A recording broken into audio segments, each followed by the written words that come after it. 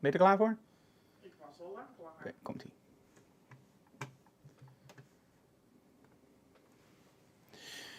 Hey guys, and welcome to another episode of Digital Classroom. Now, today it's a little bit scary for me because I have an iPad in front of me where I can see everything from Wirecast, but Wirecast is actually behind me because we are not in the studio. We are at home. As you can see here, this is the place where we record our music and of course where we do the live streams if we are not in the studio. Now, when you watched our YouTube channel, you actually saw that we just got a new roof on the studio, but that's not the reason we're here. The reason we're here today is very simple. Today it's not a live shoot. Today it's the Ask Me Anything. And we got some really cool questions in. And of course, we're gonna also show you some images to actually enhance the questions. So, are you ready for Digital Classroom? If you have any questions, it's totally interactive, so you can just join us in the chat and you can ask anything you want. And during the live broadcast, I'm trying to actually answer everything. Now, sometimes I have to turn around to start something, but hey, that's because it's live, right? So let's start with our Digital Classroom.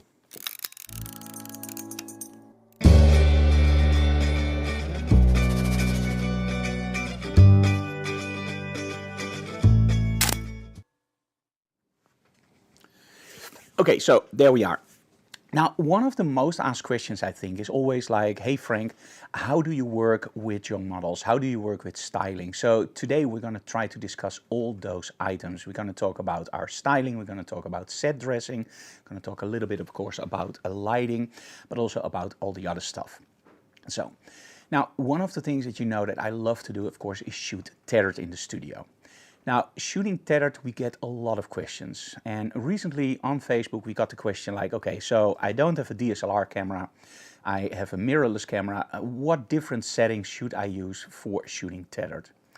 Let me start off by saying that tethering is actually very simple. It's just connecting your camera to a computer and making sure that the images come in.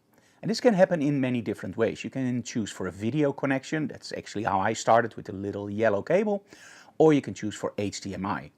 Now, of course, when you choose for the video connection, it's not that you see your images coming in, you see what you see on your display. Now, for educational purposes, that can be awesome because you can see the whole way to set up the shot in composition-wise, and of course, you can see the results. But the best way to shoot tethered is, of course, using a USB-C cable or USB cable, depending on the camera. Now, to connect it to your computer, it's not really a difference that's very obvious. Let me start out by saying that the difference between a DSLR and a normal mirrorless camera is the way that you handle the viewfinder.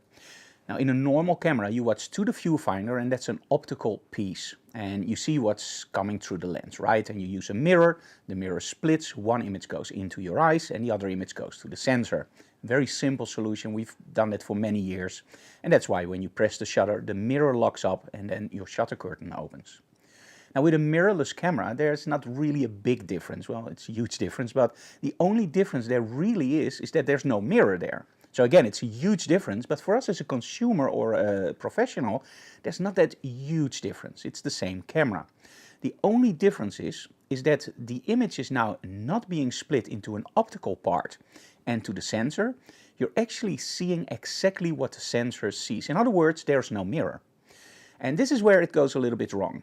Because using a mirrorless camera and an EVF is a huge advantage over a normal display.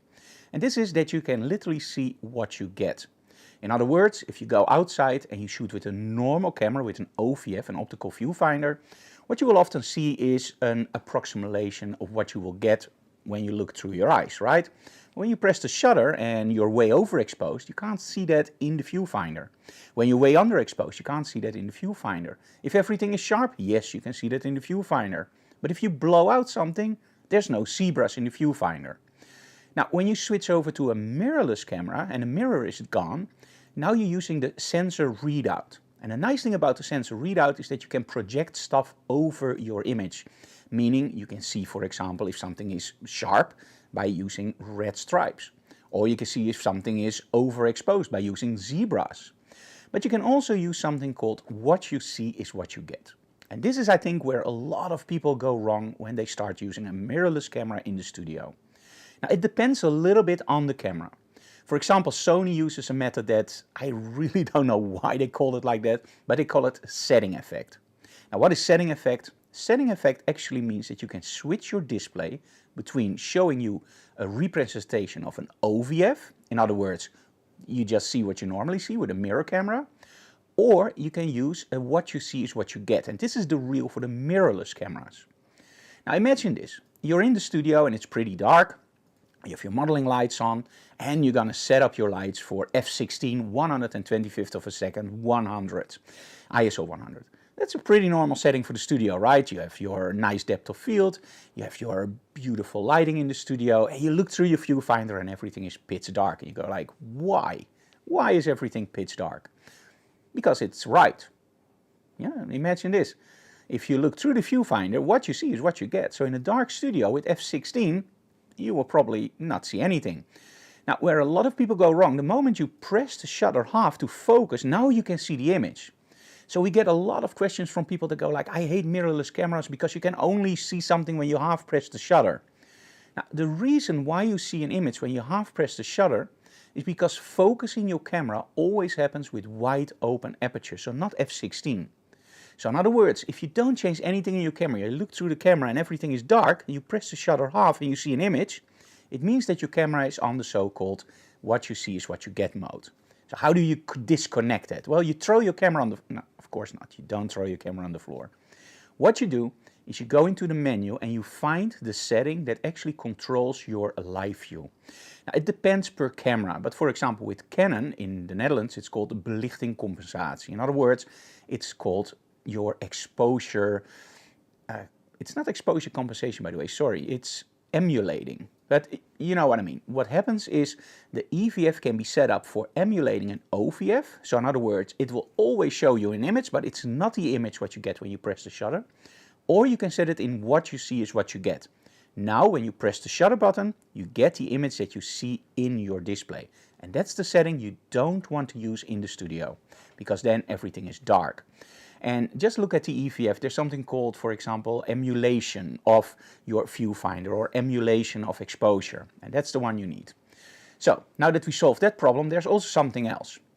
And this happens a lot with Sony cameras and also with other cameras. Now the Sony camera is very, very advanced. So you can use your smartphone, for example, to connect to your camera and shoot tethered. You can shoot to your iPad or to a laptop, and you can do it all wirelessly. But you can also control your camera via that same smartphone or iPad. Now the thing is, and this is also something that got me off guard totally when I started out with using my Sony to shoot tethered, was actually that it won't tether unless in the menu you turn off control with smartphone. So if you have connection problems with your camera to your computer, check always in the Sony cameras that smart control function is off. And this can also happen with other cameras. So sometimes it's very smart to just go through all those menus, pick up your manual, RTFM, right? And read the freaking manual to find out how to set up your camera. Now, there's also something else that can go wrong. And that's actually how do you connect with your USB setting. Now, we all know that we shoot our images on the card, right? And if you use Delkin cards, of course, you get way better colors. Not really, but you know, we love Delkin cards, so we throw in a little bit of a shout out to them. But they're really great cards, by the way. So now that you shoot on your card, and of course you want to get your images to your computer, so what do? Well, normal professional photographers will never use the camera on the computer with a USB-C connection, because for the very simple reason, you want optimum speed and you don't want to damage your port. So what you do is you take your card out, put it into a card reader, take out the images, put the card back into the camera, format it, and start shooting. So we don't think about that there's also a second solution. And that's the solution that you see using by a lot of the amateur photographers or hobbyists. And that's actually connect the camera to the computer and then take out your images. Now, you can already think to know where I'm going, right? If you connect your camera straight to the computer to get your images out, the camera is seen as a hard drive, so an external drive. It also means that on a Mac or PC, if you connect the camera in the mesh storage option, you will see a hard drive on your desktop. And that's wrong. Well, it's right, but not for tethering. Because if you're in mesh storage mode, it won't tether because it will see it as a hard drive. So if you can't connect your camera to Capture One, Lightroom or any other software, try that first. So change it from mesh storage to, for example, P2P, or some cameras even call it tethering mode. And some cameras even do it automatically. So the second question is also answered. Now, the other question we get a lot is software.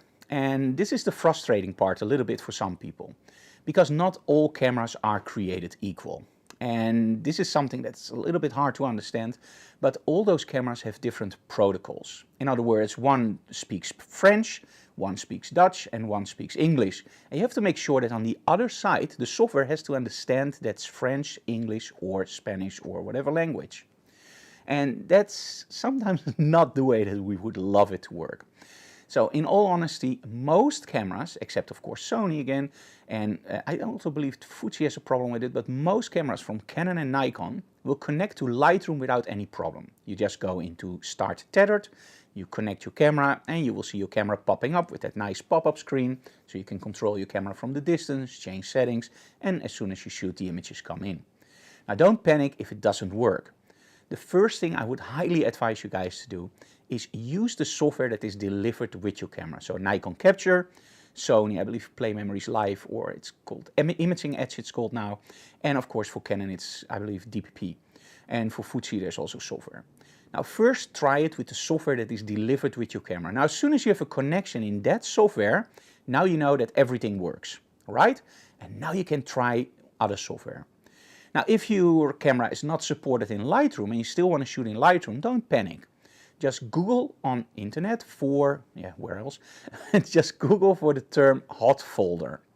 Now, in most software, Capture One, Lightroom and other software, you can do something called a hot folder. Now, a hot folder is a place on your hard drive that as soon as you shoot and images come in, the hot folder will be imported automatically into your database. So in other words, you shoot with, for example, the Canon software, you shoot it to a certain directory, for example, tethered, and then in Lightroom you make tethered the hot folder. So you're shooting into the Canon software, and the Canon software is actually imported into Lightroom automatically. Now, the most used software on the desktop, of course, is Capture One and Lightroom. Those two are absolutely awesome. Capture One is very, very fast. It's built to tether, but in all honesty, it's a little bit expensive. And the thing that I don't like is that they have a mobile app, which is absolutely great, but you have to pay extra each month to use the mobile app to shoot tethered. And I think that's one step too far. I think when you already pay a monthly fee for the main app, the mobile app should be for free. This is actually what Adobe does, right? Lightroom on the desktop and Lightroom on your mobile device. They don't charge you for the mobile device. It's in your subscription. I think that's the right way to do. So Lightroom and Capture One. Now Capture One is slightly faster. Lightroom is a little bit more unstable sometimes, but in all honesty, I use them both and it works great. Are you going like, hey Frank, you use them both? Yes. With the Sony, you can also shoot into Lightroom when you shoot via a third-party plugin called Smart Shooter. And Smart Shooter you can buy separately. It installs a plugin and now you can shoot also with your Sony. Now, in the studio, you often see me shooting on an iPad. And this is my preferred way of shooting tethered. For the very simple reason, the iPad has a lot of battery life, it has a bright display and it can't crash. Well, it can crash, but it won't crash as many times. Let me show you very quickly what we use, and that's actually Cascable. I'm going to start up Cascable very quickly for you guys. And let me switch over here to my picture-in-picture. Okay, so we recently did a very, very exciting assignment for somebody who did with blocks. So we also do product photography, of course. And this is actually Cascable. Now Cascable I really like because with Cascable you can set everything very easily up. It's not a software package that does a lot, but what it does pretty well. Now you can of course shoot tethered via Cascable, for me with the Sony. You can set up your stuff like, for example, calculate when I use a neutral density filter, for example, for landscape photographers. You can use the map function to see where you are. And what's wrong? Het is veel te hard. Oh, the audio is too loud? Okay, let me turn the audio down. Let me turn the audio down a little bit. Is it over? Okay, is this better? Okay, I'm really sorry guys, Anouk just told me that the audio was a little bit too loud, so we turned it down. Is this better, Anouk? Doe het even voordat ik er ben, hè? Yeah. Dus praat maar gewoon door. Okay, we're just gonna continue. Of course you have your map function you have your recipe folder. And of course, also inside this part, it's not only for neutral density filters, but you can actually also set it up for sharp stars. And this is pretty interesting when you do astrophotography, because now you can say what focal length you have. For example, I'm using a 22mm. I'm using a full frame camera, so maximum shutter speed for me is now 27 seconds. I might wonder, like, why 27 seconds? With 27 seconds, the stars are sharp and you don't have those blurry stars. Now, how does that happen with blurry stars? Very simple. The Earth rotates, the stars, well, they rotate also, but not that fast. And at that point, you have to make sure that your camera is set up the right way.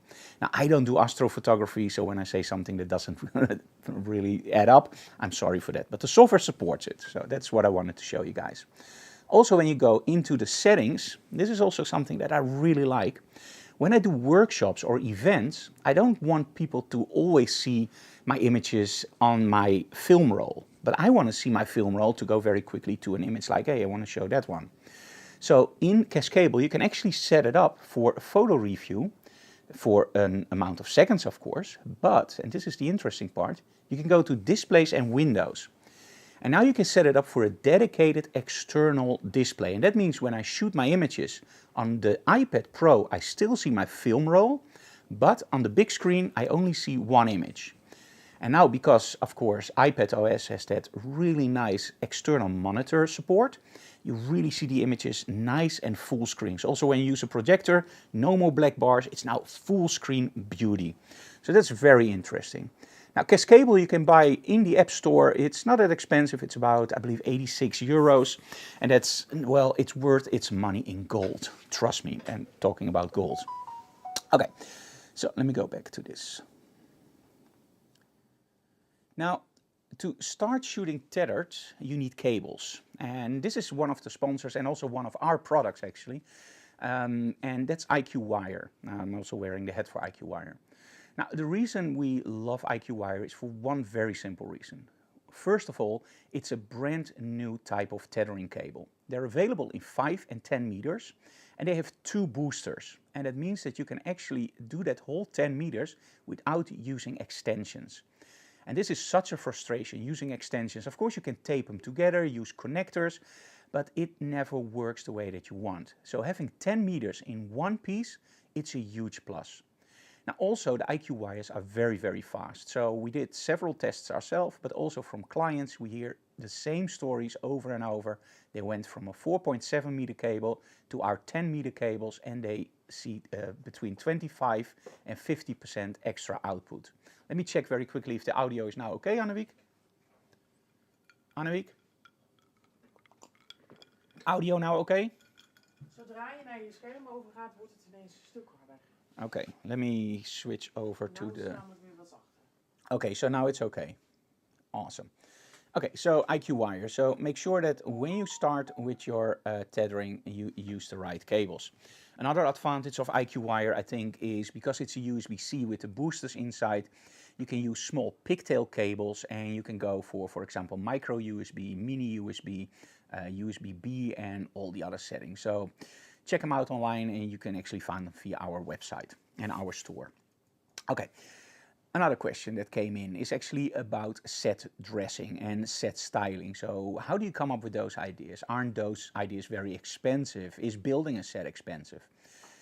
In all honesty, it's a little bit what you make of it. Like if I want to do a photo with a great guitar, I can of course go to the store and buy a guitar and go like, wow, now I bought a guitar. But in all honesty, that's not really something that you do because a guitar is like 1,000 euros or 200 euros or 6,000 euros. But if you already play guitar, it's of course very simple to just go to your own setup and get, for example, something that's a little bit like this. Looks great, right? Nice bright colors, it looks great. But is it really exciting? Yeah, maybe. But what if you go one step further and you go like, you know what? This is a nice guitar, but what if I want something that's a little bit more, well, interesting, for example? And you can get, for example, something like this or borrow it. It's more like a classic guitar, nice bright colors. And at that point, well, it's always handy to have something at home that you collect.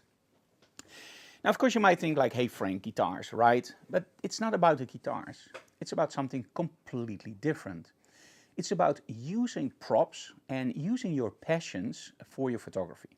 So in my case it's guitars, but maybe in your case it's a cello or a violin, or maybe you love also like me comics.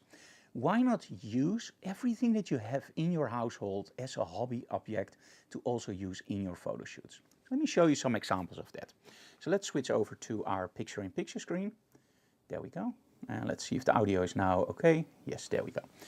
Okay, so when I look at my guitars, for example, I use them in the photo shoots quite often. So let's go down a little bit. Let me switch over to full screen. Because when I sit with my back to you guys, that's not really nice. Okay, there we go. So for example, this is a Brian May guitar, the Red Special, of course. And also that little Fox amp is an amp. I'm a big Brian May fan. So I bought the Fox amp, not just to play over, but also because I like the look. And of course we have our click prop backdrops in the back. This is the Mondrian, we call it the Mondrian, it's actually called Block. And as you can see here, the only thing I did is use a red chair that we have in our studio. We use some red cloth on the floor, and I just love that satin look that really gives that shine. And then of course a little stand with the Brian May amp and the Brian May guitar. So very nice setup. Here you can see that Steve Vai guitar. Now the Steve Vai guitar is of course a totally different guitar. So in this case we opted for a different chair, different backdrop, a little bit more futuristic. And of course Steve Vai, the wizard on the guitar, a little bit more of a wizard coat. So as you can see, we try to fit everything nicely together. We've been shooting guitars for years in our photo shoots. And sometimes you see them and sometimes you don't even notice them because they are part of the set. And you know, the cool thing is if something is part of the set, it doesn't really catch your eyes like, hey, that's a guitar. It's becoming a photo. In this case, this is actually the cover of my book. Let me ask Annie quickly. I think it's on shooting on every location, or the Speedlight book. And again, the Squier amp we have that little seat there, we have those little branches with the lights, I love to use them. And of course we have the guitar, and because a lot of people complained like, hey, there's no cable in the guitar sometimes, yeah, we put a cable in the guitar. And even with the cable, you see that we chose a cable with a different color, so it really jumps out. We didn't want to use a black cable, but in this case we opted for something a little bit more green.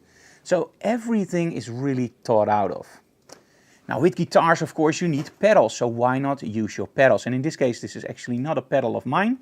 This is from a pedal maker in the Netherlands. And we borrowed those pedals while he was working on an amp, and we just took some images with it. And in the end, and that's a good tip, he really loved the images of his pedals. And you know what? We got a huge discount on the work that he did on my amp in exchange for the pictures. So that's one of those options. Okay, let me switch back to my screen again. There we go. Oh yeah, there we have it. And a week is bringing me the book. So this is actually the cover of that book, as you can see. So we use it for everything. Now another question that came in, and I actually recently did a video on it. It's called how do color spaces work, or explained color spaces. I don't remember how I called the video, but it's been recently released. Now, calibration and color spaces is something that's very, very dear to my heart. And it actually covers two of the questions. And the second question I'm going to go to in a moment. Now, calibrating your monitor is one of the most important things, but also one of the most things that people don't really think about.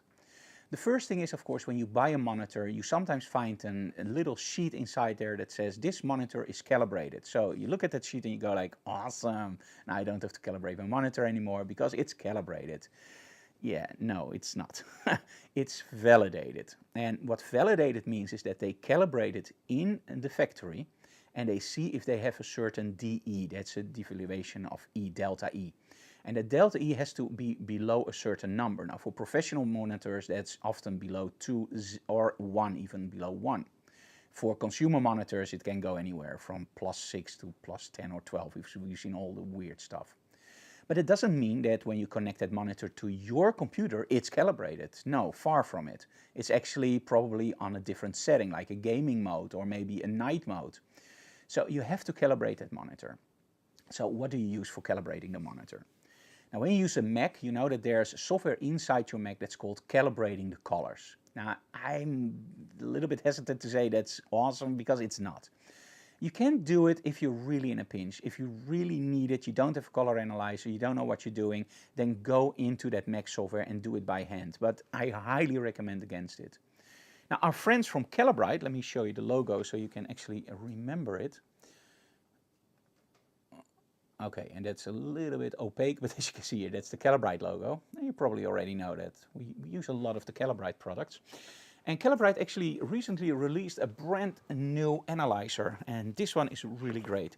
It's the Display Plus, as you can see here, and it's empty. And of course it's empty, because here we actually have our Display Plus. And they went to black. Isn't that great? I just love this. This looks so much nicer and so much more, yeah, professional than the silver ones. And so this is the color analyzer. Now, there are different versions of that color analyzer. Now, the thing that I highly advise you guys is go to the Calibrite website and just look very, very slowly to all the different options. If you don't need to calibrate 2 monitors, you can go a little bit cheaper. If you don't need the BT18, 1816 or BT2020 color space, if you go now like, Frank, what the hell are you talking about? You probably don't need it. Just buy the one that when you read it, you go like, yeah, that's the one that I need. So we actually went for the Display Plus, and that's because we also do HDR, and I really needed that a bigger color space on my monitors. But with only the color analyzer, you're not there, because there are different ways to calibrate your monitor. But you also have to realize that there are different monitors outside. So calibrating your monitor is only one piece. The second piece is the monitor, of course, because imagine this, like with cars. If you drive in a very cheap car, you don't have a lot of comfort. But if you drive in a very expensive car, you have a lot of comfort. But that's not really where I want to go. Let me put it differently. I live in a rural area. So over here, when you drive a Ferrari, that's really nice. But you can't drive a Ferrari over the normal land here because the roads are small, you can't drive very fast. But if you live near a racing circuit, now the Ferrari is really nice because you can drive on the circuit, right? And that's a little bit also with monitors, horses for courses. If you do a lot of gaming, you need a monitor with a very low latency or lag. In other words, if you shoot, you want to make sure that you're the first one that shoots and not that you have a certain lag so somebody else shoots you in a game or racing, right? But for photography, we don't really care about lag because, well, if I move my mouse and I see my mouse moving, or I use my pen tablet and it works nice, I don't need 120 Hertz. I don't need 60, I can do it with 30 Hertz. So those monitors are designed totally different. Those monitors are designed for color accuracy. And color accuracy is the part that we as photographers want. But most of all, we want color space accuracy. Now, in photography, we have several color spaces. Now, the most ones that we use are sRGB and Adobe RGB. Now, sRGB is a smaller color space, Adobe RGB is a bigger color space. And they all have coordinates. Now, every color, red, green and blue, has 3 coordinates, an X, a Y and a big Y, hue, saturation and luminance. Now, the funny part is if you change one of those settings, they will interact with the other one. For our eyes, if you change the luminance of a color, the color will become more saturated. If you raise the luminance, the color will become less saturated. If you change the saturation, the color will move more or less towards the white point. And the white point is actually what we use in setting up our grayscale. Now, when this all dazzles you, don't worry about it. The only thing I'm going to tell you today in the digital classroom is why it's important to buy a monitor that supports that color space. Now, when we're working for only web, you can get away with an sRGB monitor, small color space, great for web use. But most of us, we want more colors. So when we buy a monitor, I would highly recommend to go for a monitor with at least a P3 color space. Now, the P3 color space is a little bit in between sRGB and Adobe RGB. The nice thing about a P3 color space monitor that it's more expensive than an sRGB monitor, but it's a lot less expensive than an Adobe RGB monitor. So it's a great in-between tool. Now, the Adobe RGB monitors, those are of course the monitors that we as professionals prefer. Now, my preferred brand is BenQ, and that's no secret. I think every time you see a short, you see that it's sponsored by BenQ. And it's not really sponsored by BenQ, it's more that it actually is sponsored by BenQ, but let me explain it differently. We are not sponsored by BenQ, and that's why we use BenQ. We actually use BenQ. We're very enthusiastic about it, and that's why BenQ and I are into a cooperation with Digital Classroom, and they make Digital Classroom possible. So every product that I promote, every product that I use, are really the products that I use myself, and I would never tell you guys to buy anything that I don't use myself. So what is the main advantage of the BenQ monitors, in my opinion? I think one of the main selling points is that they always listen to the photographers. They don't just dump a monitor on the market and they go like, here, you have a monitor. They really listen to the photographers. Now, the first BenQ monitors that I got were already really nice, but the software Palette Master was a little bit hit and miss. It was not really a BenQ product, and you could really see it. It worked nicely, but in most of the times it was a little bit clunky, a little bit it doesn't look like the BenQ monitor looked. Let me put it this way, it was a little bit more simple. Now, of course, you can say like, hey Frank, why don't you use the Calibrite software, right? Because Calibrite also delivers software. Yes, and that's the second question I got about calibration. Why not use the software from the manufacturer of the analyzer? Why use software from the monitor? Because let's be honest, the manufacturer of the analyzer knows best, right? He knows what kind of analyzer he has. Yeah, there's a little bit of a difference there. An analyzer is a very simple tool. It just shows you the colors, and the software interprets those colors. So it doesn't really matter if you use the software from Calibrite or from another brand, as long as that analyzer is supported in the software. Now, there are some things, of course, that Calibrite does differently from, example, BenQ, but overall, the analyzer is just a tool. See it as your camera, and afterwards you can, of course, edit your photos in Photoshop, GIMP, or whatever software you want to use. The main difference why you should use Palette Master, so the BenQ software, is that the software from Calibrite does it on the operating system. So it's always a layer above. So when you start up, you will actually see it switching to the calibration settings. Now, you all know in Photoshop, when you pull on your curves, if you pull on 2 places, it goes great. But if you start to pull on 3, 4, 5, 6, or 7, you will see those solarization picking up. And that's because we don't have enough bit depth to change the curves that much. And that same thing you can say goes for calibration. If you choose to calibrate in your operating system, you have a little bit less headroom, let me call it that way, to calibrate. So you can still get a great color, but you also have a little bit of a chance of artifacts. Now, when you use the software from BenQ itself, or any monitor that you use that supports the term hardware calibration, that doesn't work like that. It doesn't use the operating system to store the settings, it actually stores the setting inside the monitor. So in the case of BenQ, you have several settings, you calibrate your monitor, you choose one of those settings, and from that one, that setting is the one that is calibrated. So it doesn't look at the operating system anymore, it's that setting in the monitor. Now, do be careful if you change in your operating system, of course, your color profile. For example, you go for BenQ SW321C to SW272U. Yeah, that will change the whole look. And then, of course, the hardware calibration doesn't work. So you have to make sure that when you do your hardware calibration, you already have a profile there. And most people, when they connect the monitor for the first time, it will load up a standard profile. So don't even think about it, just start up the software. Now, we are in the middle of the testing of the 272U of BenQ. That's a brand new monitor, 27 inch, and they have a really nice new coating on the display.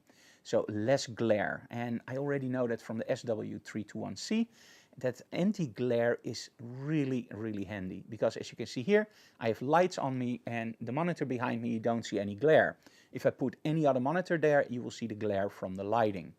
Now, when you work on your images, you really want that glare not to interfere with what you see on your screen, right?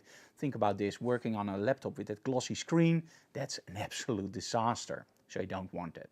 So the new 272, you really have to check it out as soon as they're released in the stores. It has a beautiful anti-glare setting.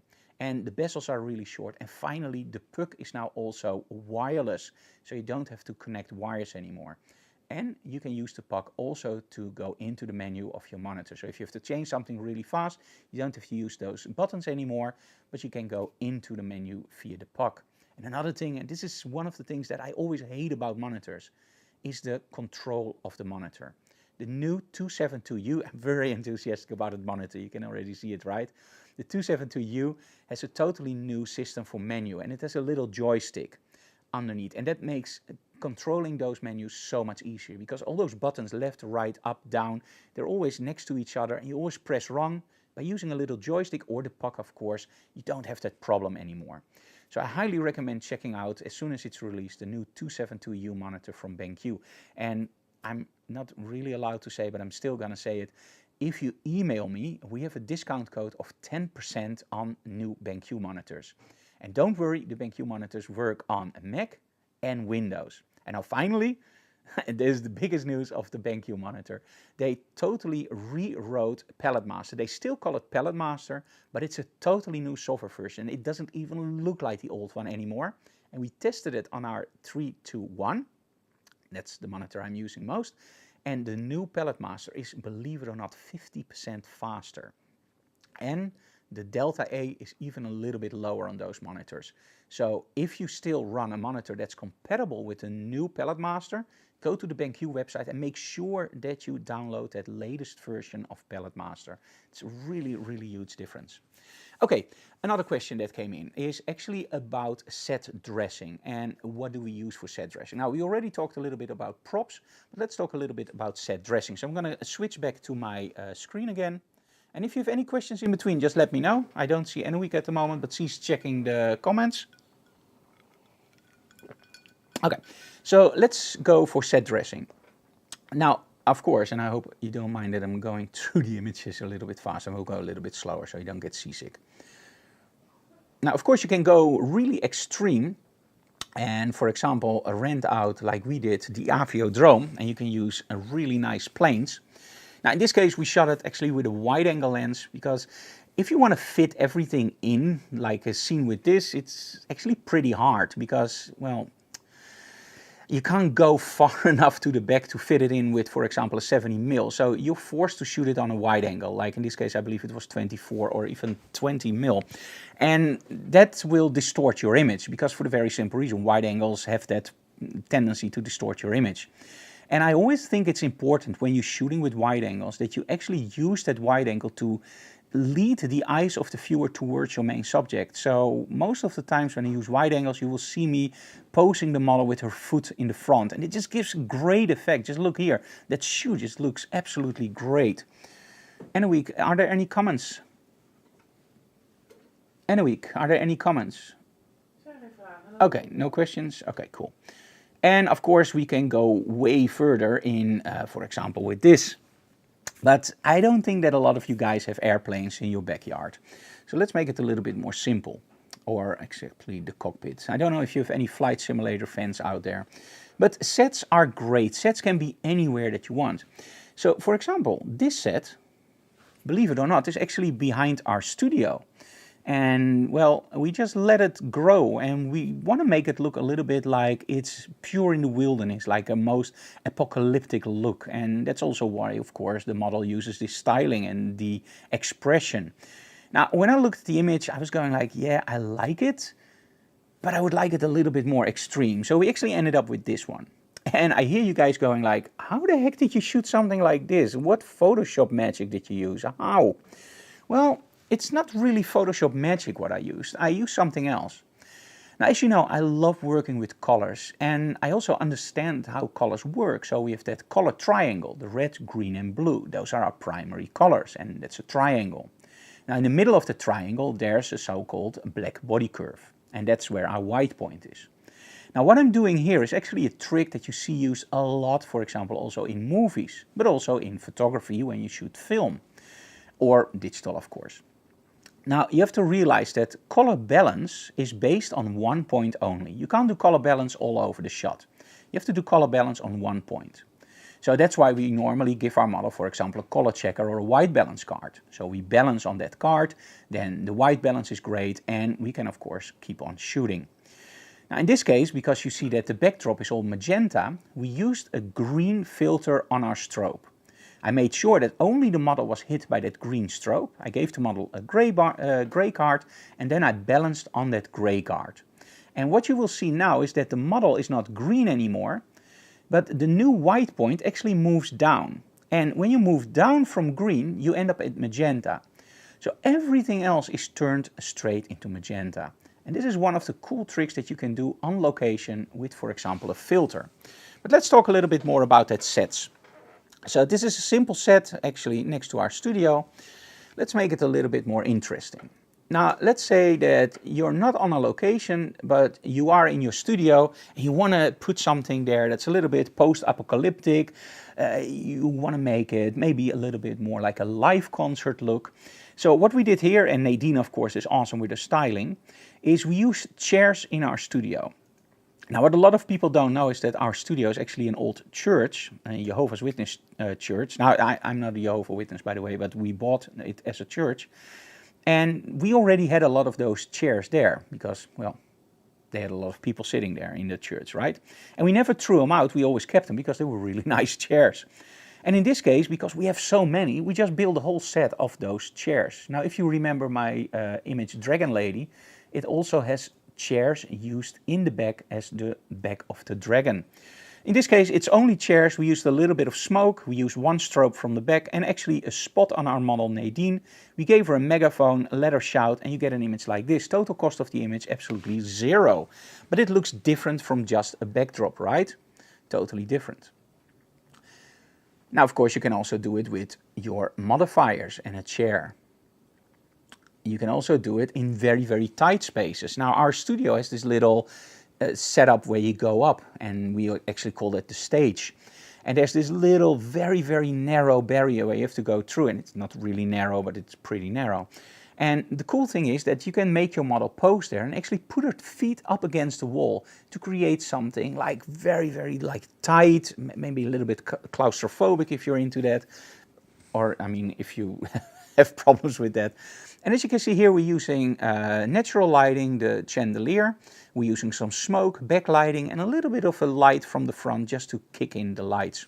You can get something really nice just from a set that's already there. Okay, so let's go a little bit up. And we recently did something with gold. And that's actually a really funny story. Let me go here. There we go. There we go.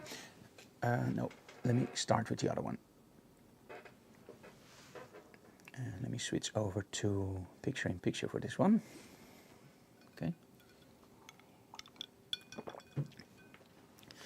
Now, I'm always hunting on Marktplaats or eBay for cool guitars that don't cost a lot. And one of the things that caught my attention, I'm a huge fan of Pliny, an Australian guitarist, and he plays with a headless guitar.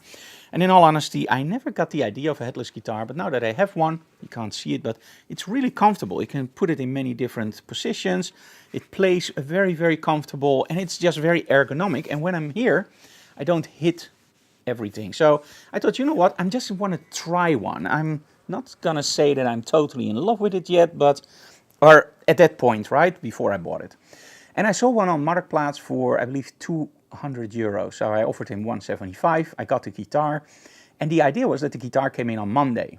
But it came in earlier, during a workshop.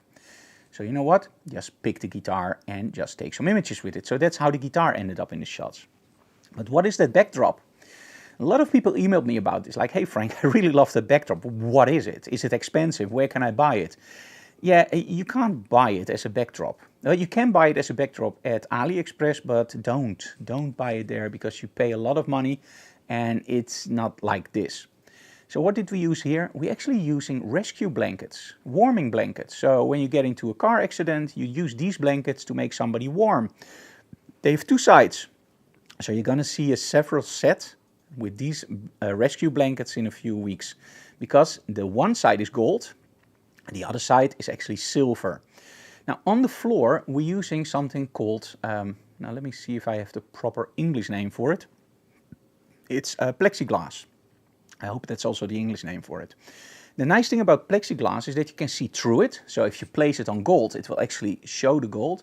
But the other thing is, it will give you a nice mirror effect. So when you look at the images, you can actually see that there's a little bit of a shadow under the model. It almost looks like she's floating on that gold.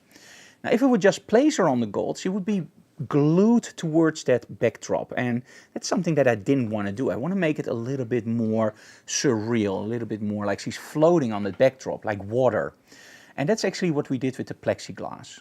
The other thing about plexiglass is it reflects like crazy.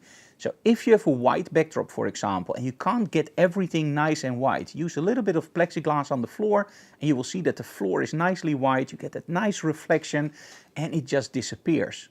And the nice thing about plexiglass when you take the opaque version, so not the colored version, is that you actually get a really, really nice see-through effect. In other words, if you use a gray backdrop, you will see it gray. If you use a blue backdrop, you will actually see it blue. And that's the nice thing about opaque plexiglass. We started out with a shot like this, and in all honesty, this shot is only one strobe, I believe, from the front, and one strobe a little bit from the side hitting that stuff, the rescue blankets. And I looked at the image and I was going like, ooh, I really like this. And the main light actually is one of the modifiers that I totally fell in love with over the last few weeks, and that's the non-light Fresnel. Now let me take a little bit of sidestep for that. The Fresnel, of course, we probably all know from old glamour photography, like George Hurrell, Harcourt. It's a very, very distinct light source. I always say it's the light source that goes from a very harsh, almost pointy light source with one very nasty spot in the middle, which is awesome, to more of a beauty dish. It's not a softbox, but a beauty dish, and everything in between. I might go like, how everything in between? A Fresnel you can zoom. Now, most of the Fresnels that I used in the past were incredibly expensive. I still own an Ellingham Fresnel, which I love to death, and I'm never gonna sell that. I actually have a converter for it to mount it on my Hensel strobes, and a converter to mount it on the Bowens mount from our Gigoto strobes. So we're still using those strobes, of course, in our studio. We use the Hensels for a lot of power, a lot of light output, and when we need to freeze motion and we just need something that's really robust and strong. And we use the Gigotos if we go on location, if we want something that's fast, that works on a battery that supports HSL and ETTL, and just punch a lot of punch for outside. So a speed light is nice, but it can't kill the sun that easily, even on an HSS. Take a Gigoto out with 400 watts or 250 or 200, and the sun is no problem at all. Put a reflector in front of it or that Fresnel, and you can even shoot it on half power and still kill the sun, no problem at all. Don't kill the sun, of course, but kill the sunlight. So that Fresnel is something that I never used a lot in workshops because it's really, really expensive. I believe the Ellingham version is 1,500 or 2,000 euros. The nice thing about the non-light is that it's only 145 euros, and that's for a Fresnel, including the barn doors, and you can zoom it. So although we're not a non-light dealer, we actually decided to put the non-light Fresnel on our web shop. So if you want to buy it and you're in the Benelux, you can actually order it. So let me show you very quickly where you can get it. Let me see, that's this one.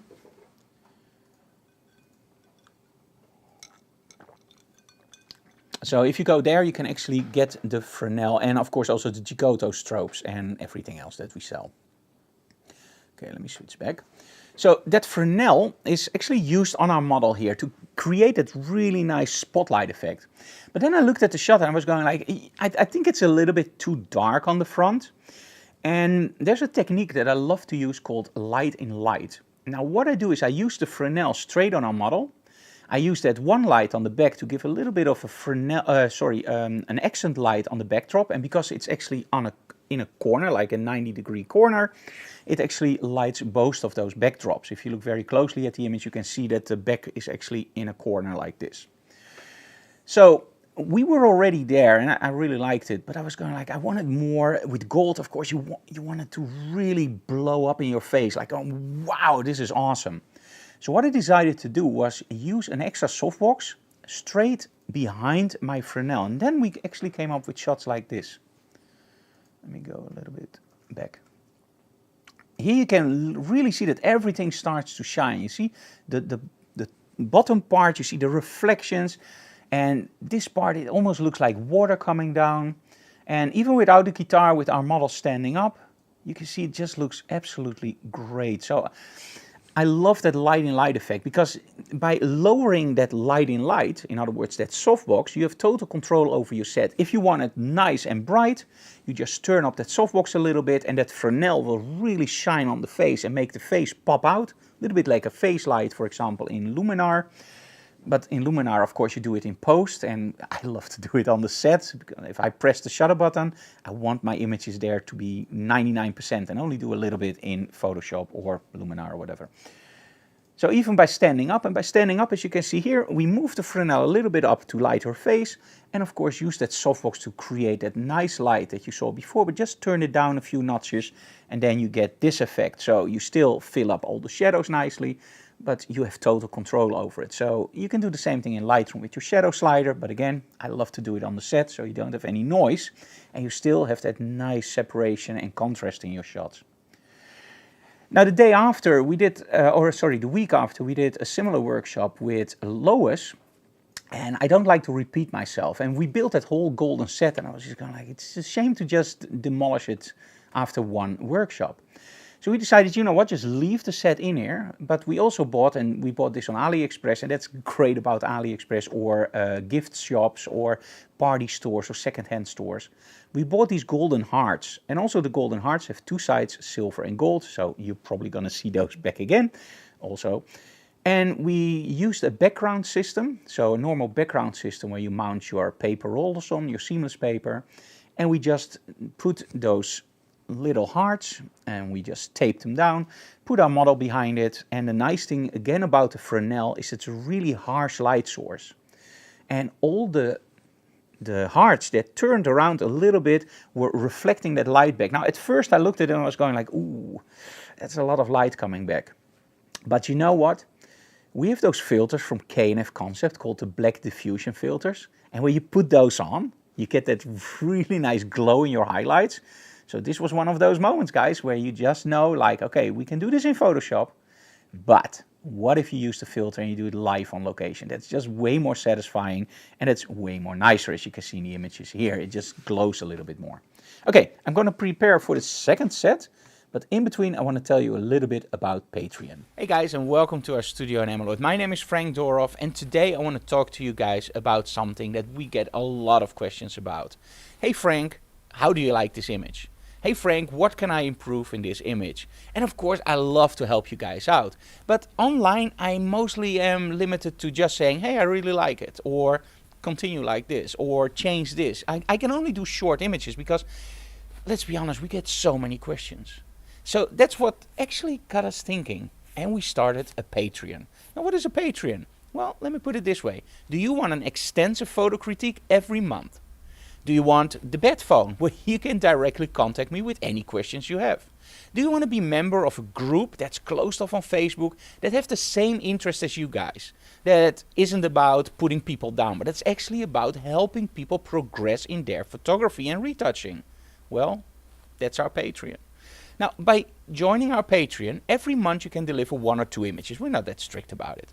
And I will do a whole video. In that video, I will show you how I would do the retouching, what I would change about the shot, and I give you a whole lot of tips. That video is put online on a closed off website, and it means that only the guys from Patreon can see that video and help you out. So I help you out and the whole community helps you out. It's just an awesome way to learn. So if you like what we do, of course the first thing you can do is subscribe to our channels, leave comments, and smash that like button because we really like it, and tell other people about it. But if you want to do a little bit more and help us out creating the awesome programs you enjoy, like Behind the Closed Doors, Digital Classroom, quite frankly, our upcoming podcast, Beyond Photography with the Dorhoffs, and a lot more, then please join our Patreon. I already know you're absolutely gonna love it. So head on over to the link below and start joining our awesome group on Patreon and get a lot of benefits. Thank you so very much for supporting our work. See you online. Okay, I can't stress that enough. Patreon is one of those places where it's not only fun to hang out, but there's a real interaction with the Patreons. And I'm there every single time, every single day. I'm there, even at night sometimes, just answering questions. And the nice thing is that we recently also started up a chat, because Facebook now also supports chat. And what we do is when you subscribe to Patreon in a week, when you subscribe to Patreon, you are invited into the Facebook group. That's a closed-up Facebook group, and it actually means that you can interact with everybody there, ask questions directly to me, and because it's a closed-off group, you then don't get the annoying responses that you sometimes get online. Now, every month, as I said in the video, we do a portfolio review for somebody, and we actually started incorporated also more creative parts in that. I've been on Patreon for a few years now, and I don't want to be stuck in doing the same thing over and over. And of course, we all now know about AI and Photoshop AI, and I'm not a big supporter of AI. I think it's a hype. It's not a hype, let me put it this way. There are certain ways that you can use it very closely, because this is also one of the questions, of course, that came in. But I'm not a fan of it, and for the very simple reason, I think it's cool to type in something and get a response like we do now. It looks absolutely stunning. There's nothing I can say about it. It's great. But the satisfaction isn't there. So if I need something really fast, like for example, I record my music and I'm designing the cover for a single. I call it a single, but a track, you know, and it's just hobby. But you can find me on Spotify if you want. It's really nice, I think. So when I design a cover, I have a certain idea in my mind. Like for example, recently we released Into the Void and before that Trouble. And when you look at the covers from both of those, they're totally different. And most of them are actually created by AI. So just typing in what I want, changing it in Photoshop to the look that I like. So I'm combining several layers to each other. And I see it more as a replacement of stock photography. So for example, Into the Void, I wanted something a little bit like progressive. So I want something with numbers connecting to each other. And with AI, it's just very simple to type in, control what you want, change it over, and then at one point you get your end result, combine it together in Photoshop, use lighting, for example, with Boris FX, throw in some stuff of yourself. And at that point, I have total satisfaction because that's something that I created. I just don't believe in Viking running away from a burning village with the screaming women and you go like, wow, look at what I did. No, you just typed in words. I sometimes compare it with creating music. One of the reasons I love Mac is because of Logic. And I can play guitar, I can play a little bit bass, I can play a little bit of keys, but I'm a terrible drummer. And the nice thing about Logic is that there's an artificial intelligence drummer in there. So the drummer will put the beat in, I play, I tell the drummer exactly what I want to do, the drummer combines that, and then we get the final result. And then I reprogram the drums, reprogram the keys, reprogram the bass, and then I have my final results. And I'm 100% satisfied, it's my song. But that's something different than just typing in, make a combination of Steve Vai with Queen and Polyphia, enter. I don't like that. Throw in a little bit of Pliny. Now I like it. Let's choose number 3. Yeah, that's my song. No, it's not. You didn't create it. And I think that's the huge difference between Photoshop AI and something like Stable Diffusion. In Photoshop AI, you really use it to create something. Like we recently did, let me show you that. That's actually pretty cool. We did this with Gabe. Gabe, if you're watching, we still miss you, guy. So let me go here. So Gabe actually booked a 3-day workshop with us. And his idea was to create something with costumes that he bought. And this is the kind of workshop that I dream about. These are the perfect workshops. First of all, Gabe is a great guy, loved hanging out with him. But most of all, it's the team. I had so much fun those 3 days. Now, watch this. Now, the idea was, he had one of those outfits with him that was like the original series of Star Trek. So I started editing, and the question that I got in was, how do you use AI? Well, this is the way that I use it. So we shot our model. And I had this idea for, okay, so we have 3 outfits from Star Trek. We have the original series, we have Picard, and we have the Next Generation. So with the original series, I always think about camp. It is in color, but it's like, it's, you know, you see the planets almost with the wires. You see Kirk always with that nice light on his eyes, almost like, I think, like a Fresnel with flags. But when they're on the planet, it's always flat. And you can literally see there's depth of field from here to Tokyo. There is this really weird props that look like they came from something that a kid manufactured. It looks really cheap and low budget, but it works because of the stories. I'm a huge fan of the original series, so don't worry. I'm not against Star Trek. I actually love it because it looks like that. So for that first one, we decided, you know what if she ends up on a planet with all kinds of sand and she's just standing there with a tricorder? A planet in the back, some stars, and maybe something in the back like tentacles. So that was the whole idea. So I shot her almost full body, and then I decided, you know what, let's do 3/4 and just make her like she's in the front, and then just create that sand behind her. So what I did is I cut out my model, select subject, cut it out, put it on a separate layer, draw a rectangular and set sand dunes. And then this came out. And I was just looking at it, was going like, wow, it looks like she's in the sand. You see all the sand around her arms. It just looked, I was going like, how? This is just stunning. The only thing I didn't realize, and actually when the image was done, we realized that there were no stripes on her collar, on her sleeve. And that's actually when we switched back to the original image. Her hand is looking like this on the shot. Her hand was actually like this. And we didn't notice it. This is how great AI did it. And hands are always difficult, right? So we did have to clone a little bit because when I zoomed into 100%, I saw there was a little mistake. Now the tentacles, I very simply did. I just used the lasso tool, draw it, and just put in alien tentacles. I liked the results. Draw in some small circles, alien eyes. Loved it. The planet, choose one of 3, great. And then you have to glue everything together. And this is where the neural filters of Photoshop just came in like a charm. We finally had an image that I liked. I wanted to glue it a little bit more together, and that's when I used Boris FX to give it a little bit of a lighting effect.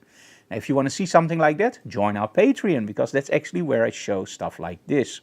Or if you want a video about it, just let me know, and maybe we can do something in the future digital classroom. But on Patreon you can literally see me using this all the time in the video reviews, for example for Allison, and I think you're really gonna like those. So anyway, that was part 1. Then for the next generation, I always have this idea of fights, smoke, exploding stuff, and the next generation is that more gritty part of Star Trek. So I was going like, okay, so what I want to do is I want to have her holding a phaser aimed at me, and he got the original props, so this was really great for me to work with. I want some red light from that side and maybe some blue light from this. I want to be walking through a corridor or running maybe through a corridor. There's smoke, and on that one side where there's blue, you can see the warp engines going through the window, whatever. That was the idea that I had. Now look at the final image, how freakingly close Photoshop came. And trust me, this was easy peasy. It didn't take any time at all.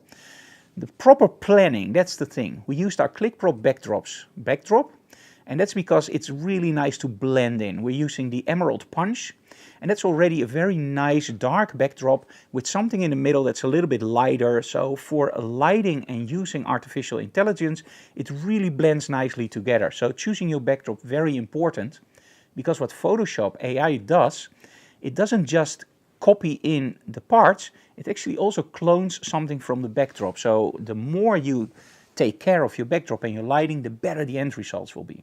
In this case, we just drew some lines on the side, and I said red glowing tubes. Did the same thing on the left.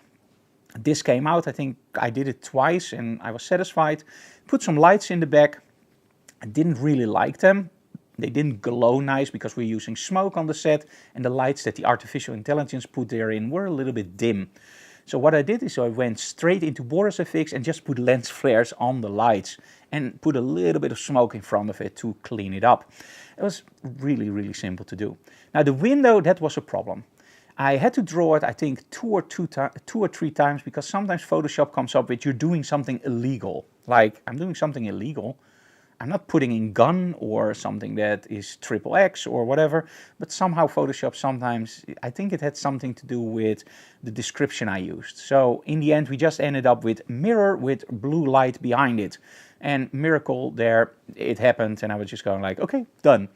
So in the end, I think in Photoshop, I took maybe 10 minutes to create this image. But do remember, on the set, everything was right? So I knew red light from that side, blue light from that side.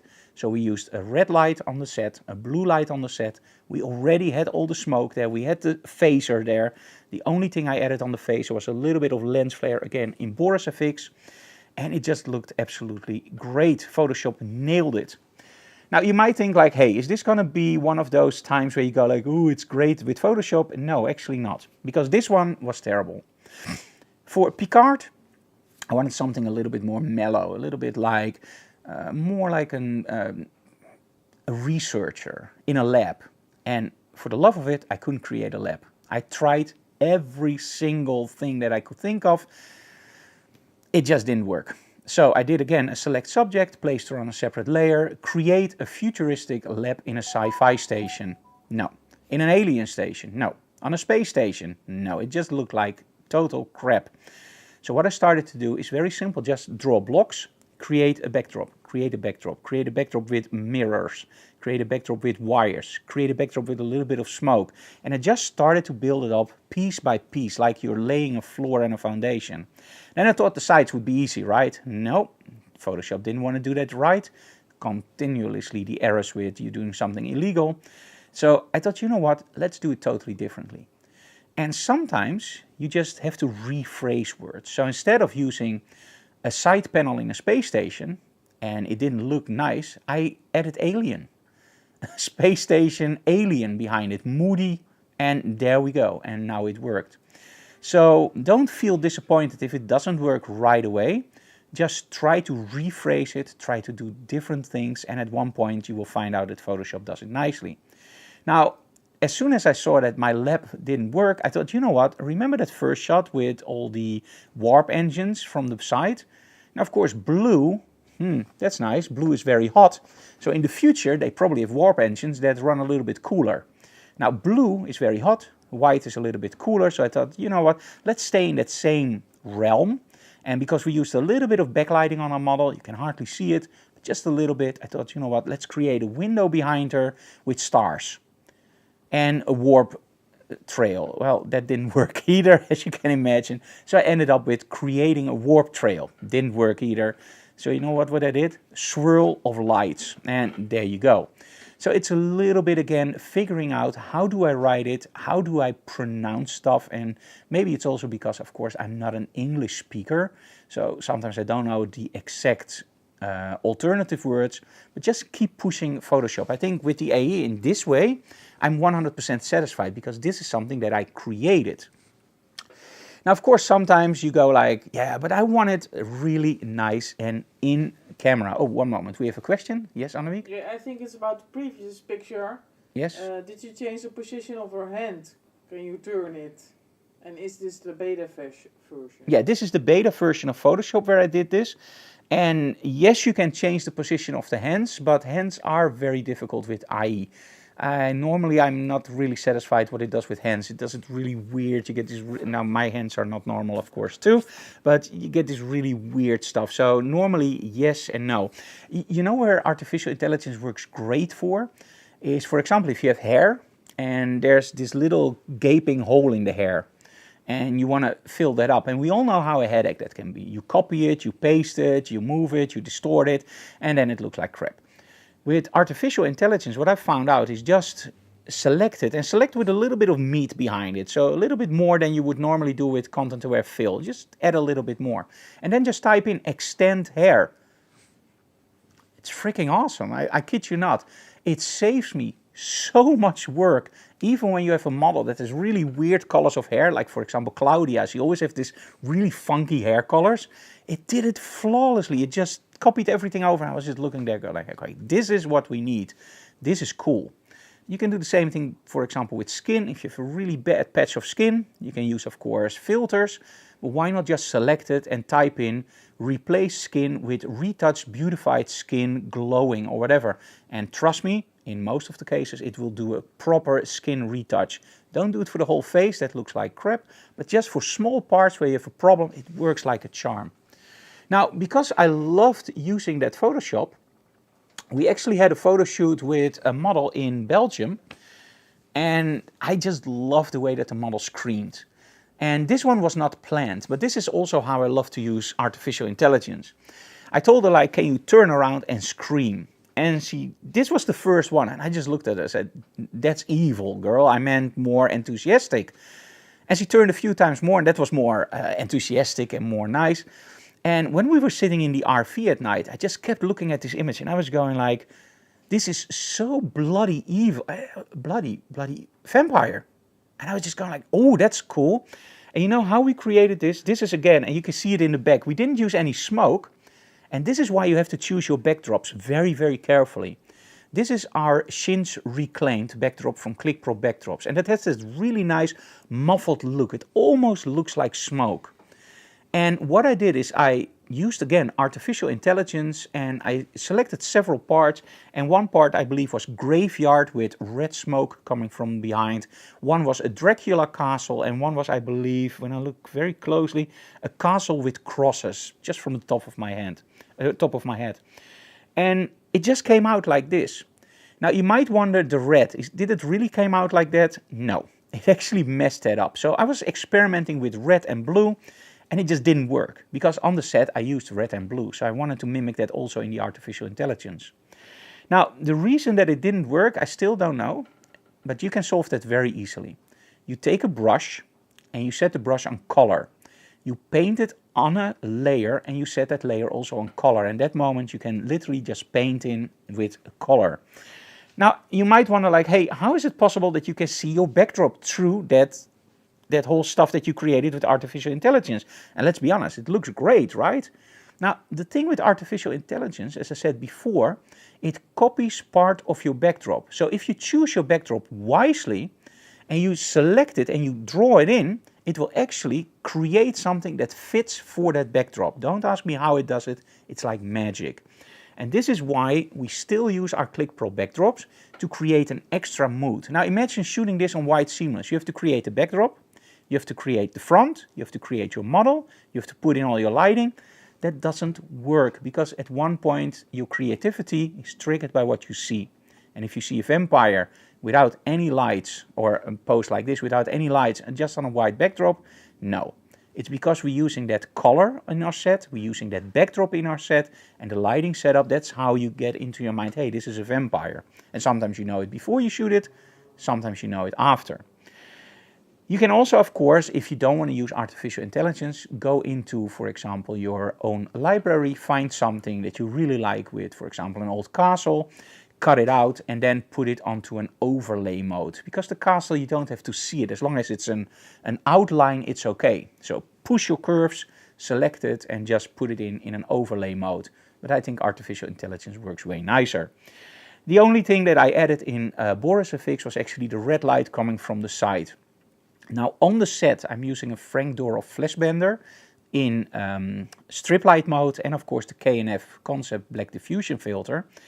And that actually also gives me a little bit of lens flare. But for this shot I wanted to enhance that a little bit more. So that's why we used Boris FX to really give it that really extra nice push. And of course the teeth. The teeth.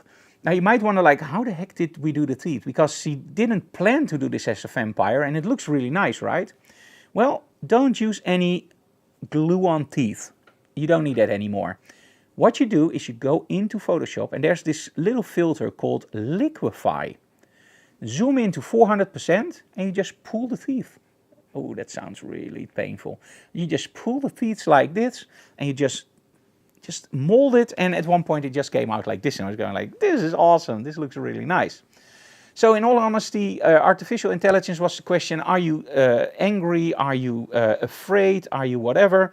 No, I'm not angry, I'm not afraid. I think that at one point people will start to get bored with just typing in and having no satisfaction about creating something themselves. For the very simple reason, that's the nice thing about photography, right? You want to create stuff yourself. Okay, the other question actually came in about the Gigoto strobes. Now you have seen me shooting a lot with Gigoto recently. And let me explain why, because we didn't do that online yet. And that's because the story wasn't really complete until a few weeks ago. Now, I've been using Hensel for years, and I'm still using Hensel, and there's no reason to not shoot Hensel, by the way, for us. But there's also another stuff that I do, and that's doing location workshops, events, trade shows. And in a lot of cases, you are not allowed to shoot with brands that are not represented on the trade show. So that means that I can't use my Hensel strobes, or I have to put stickers over them. And in all honesty, when you're outside, it's also that you have to bring a lot of gear. So I was always using speed lights for that. Yes, as soon as I'm doing the commercial, I will change the batteries. So I was using speed lights for that. So there was always this combination, and a lot of photographers do this with, you have your studio strobes, in my case Hensel, and you have your speed light strobes, so the smaller strobes, and they just interact with each other very nicely. Horses for courses. The thing was with speed lights, I'm using Nissin, is that the speed lights are awesome, But on a trade show, and especially during workshops, you take a lot of shots. And with speedlights, you use normal batteries. So that means that recycling is slow. And also on trade shows, there's a lot of ambient light. So I go down even faster. And of course, you need a lot more power to overpower the ambient light. And speedlights are awesome, but they're not really that powerful. They're maybe 50, 60, 75 watts, and that's about it. So we started to think like, hey, we want to demonstrate our Rogue products. Of course, the great magnetic system. Let me show you the logo for Rogue, of course. So you recognize it when you see it. So we wanted to make sure that we can use our magnetic system and of course the Frank Doro flash bender on it. And on a speedlight, that's no problem. On a Hensel strobe, of course, that's a bigger strobe, more robust. You can't put those smaller modifiers. So actually, at the advice of our friends from Rogue, they said, take a look at Gigoto.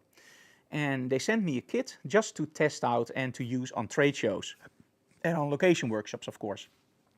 The thing was, we liked it so much that we just actually showed it to some students and they said, where can we buy this? And of course you can buy Godox, but they wanted to buy the Gigoto also because of the softbox. You saw it probably online with this really nice softbox where the speed ring actually clicks together and you can store it very, very flat, and you have speed rings that you can put in, so you can put Bowens rings in or whatever brand you use.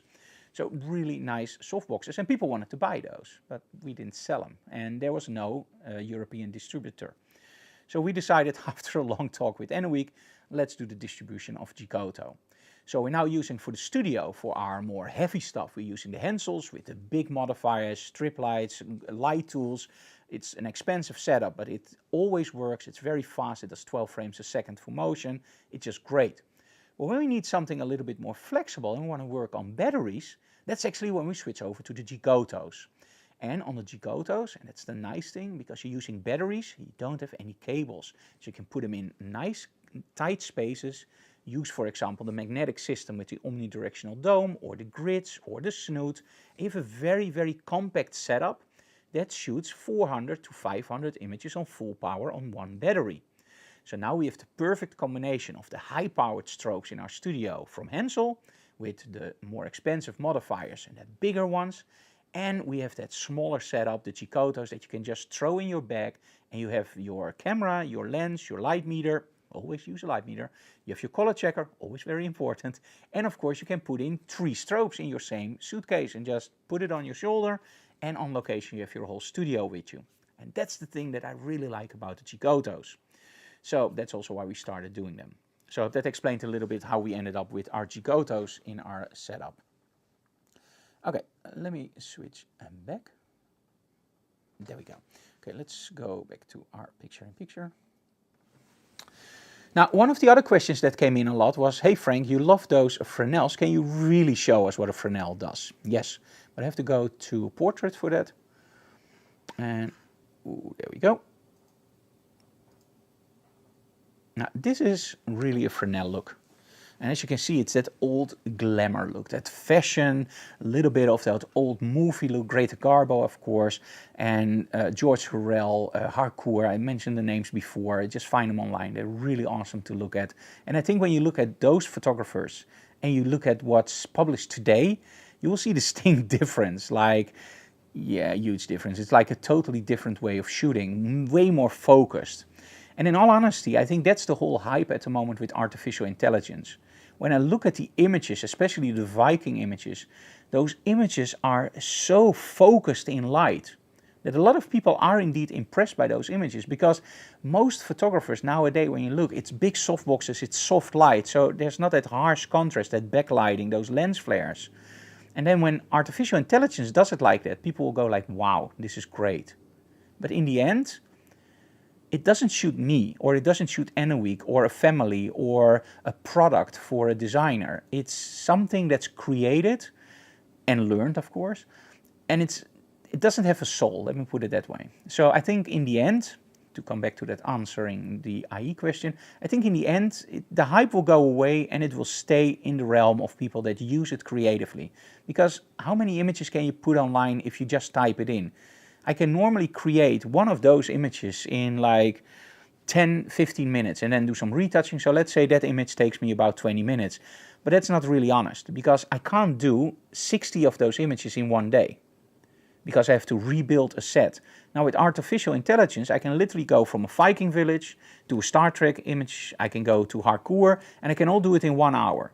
So I can overflow the internet with images that I created in 1 hour. And that's the part where it goes wrong. I think at one point we will be so fed up with all those images with artificial intelligence that we just go like, oh, that's one of those again, and don't look at it anymore. And at that point, I think the real photographers, the real photography will get way more attention. It's a little bit like painting. In the past, a lot of people painted, painting by numbers, for example. And now you will see that when you find a painter, those are often the really artist painters, and they earn more money than in the past people that did, well, painting by numbers. Okay, let's show you a little bit of a commercial for a monitor that I use a lot myself. Oh, that doesn't work, it's not touch. It's my monitor that I'm touching up. Okay, because I have to take a little break to get something to drink. There we go.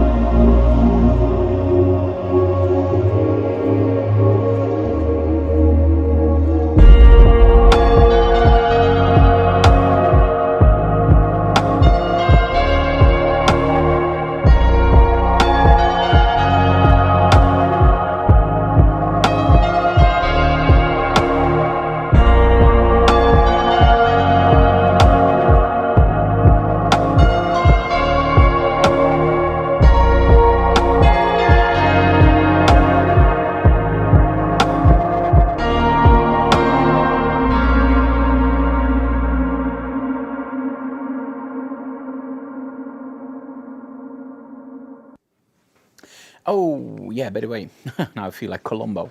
I totally forgot to mention this.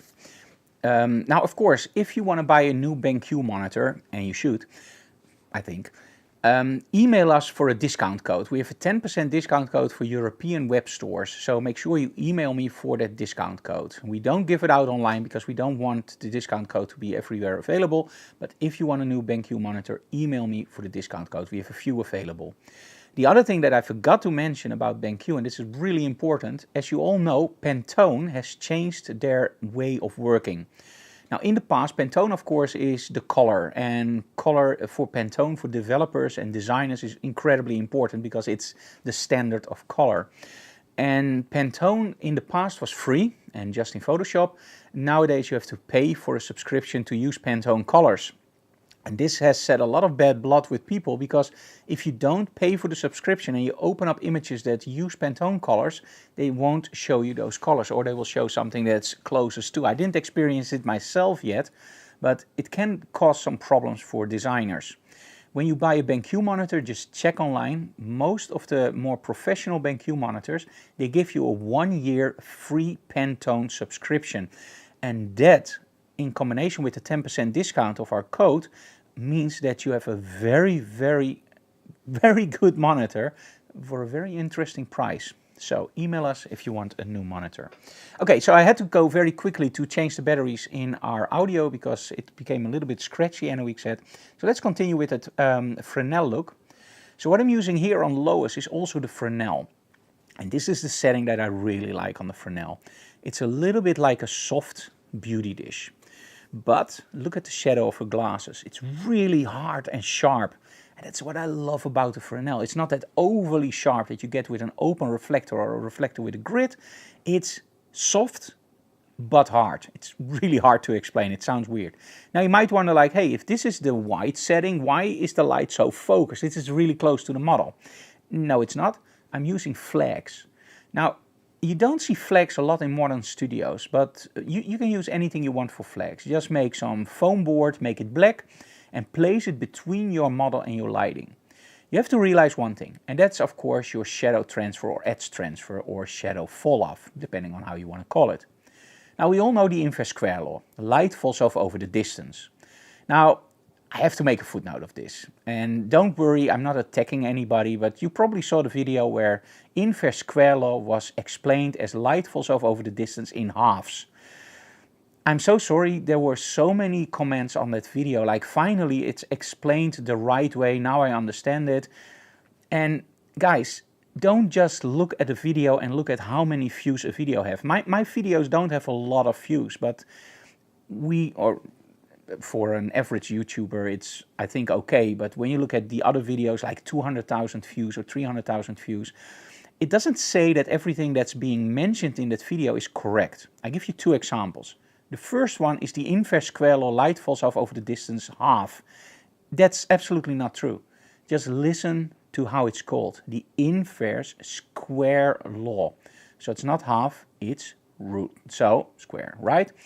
So what we're going to do here is actually explain, and then I'm going to go for the second part, but I want to keep continuing the story. So what I did here is I used flags between the model. Now the inverse square law dictates that light falls off over the distance. But there's also something else, and that's the shadow edge transfer. That also changes over the distance. So what I did here is I placed my light further away from my model than I would normally do, and used two flags, one on the top and one on the bottom. Now, if my light is here and my model is here, and I place the flag right in the middle, I get a certain edge transfer. Now, the more I place my flag towards the light source, the softer that edge transfer will be. It's really close to the light source, it just blocks off a little bit of light, but you don't see an edge transfer. Now, if it's really close to the model, let's say this distance from the model, you will see a very distinct line. This is what we often use with Venetian blinds when we shoot a model next to the Venetian blinds and you want that really nice crisp shadows. You place the light very far away and you place your model really close to the Venetian blinds, and that way you get that really nice shadow. I made a video about that called Light of the Classical Masters. You can find it on our store. Let me quickly show you again where our store can be found. It's actually here. And there you can find all our tutorials, G-Koto, IQ Wire, ClickPro backdrops. Just check our website. I think you're really gonna like the stuff that we offer. We have a lot of gear at the moment in our web shop, so I think there's something there for everybody. So if you place it really close to the model, you get that really nice sharp edge transfer. So what I'm doing here is I'm actually placing the top one a little bit closer to the light to make it softer over the hair, and the bottom part a little bit closer to the model. So this is the light, this is the model, one flag is here, one flag is there.